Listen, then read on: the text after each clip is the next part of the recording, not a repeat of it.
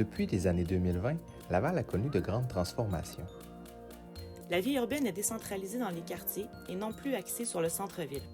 La population habite des milieux de vie denses, favorisant une faible empreinte carbone. On a cependant opté pour une densification douce. Certains quartiers sont même exempts de voitures. De grandes places publiques ont été aménagées pour faciliter les rencontres. Le transport actif et le covoiturage ont remplacé l'auto-solo. Le transport collectif, fréquent, accessible et efficace, est largement utilisé. Des mesures ont été prises pour protéger la zone agricole.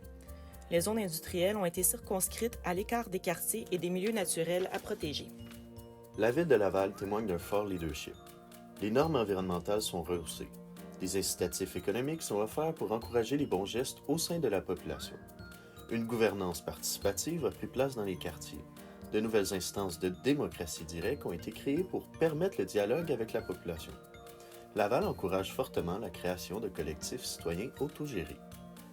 On reconnaît le rôle primordial des organismes communautaires, culturels et sportifs pour répondre aux problèmes et aux inégalités sociales. Le soutien aux organismes sans but lucratif fait partie d'une stratégie plus large visant à renforcer le filet social. La consommation a considérablement diminué. Il a fallu revoir en profondeur les modes de production, mais aussi la consommation individuelle. L'autosuffisance alimentaire est recherchée et la production locale d'aliments est fortement encouragée. De plus, de nouvelles innovations viennent bonifier les pratiques agricoles. L'autonomie locale en matière de production et de réparation des biens est devenue une priorité. D'ailleurs, plusieurs entreprises ont intégré la réparation et le reconditionnement à leurs activités. Laval fonctionne désormais aux énergies renouvelables pour se déplacer, se chauffer et produire des biens essentiels. De manière générale, la production est la plus locale possible, permettant ainsi de renforcer notre résilience et réduire le transport des marchandises.